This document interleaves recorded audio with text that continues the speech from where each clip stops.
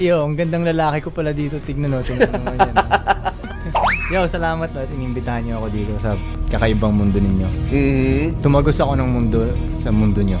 Yeah, pero ano ba yung... Oh, sige, pag-usapan muna natin yung mundo na sinasabi mong yung Bugoy.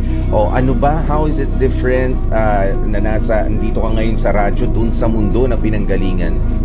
Galing ako sa underground yun ang mundo ko, diba? Tapos ito naman yung masabing mainstream. Yes. So, marami pinagkakaiba, parang dun sa amin, walang rules masyado.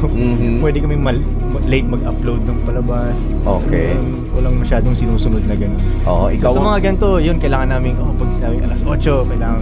Alas 8 talaga. May mga rules dito. So, how was the transition? Ayos naman, kaya ko namang sumunod ng ano. Paminsan-minsan lang naman eh. Pero pag tumagal, baka hindi ko na kaya.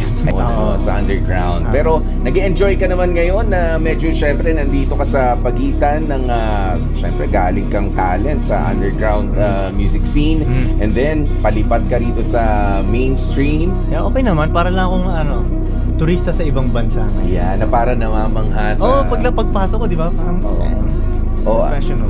Ganito pala. Ganito nga pala dito sa radyo. Sabi ko, bakit saan ka galing? Sa bahay. Sabi niya sa bahay. Kasama yung tropa dito. Okay.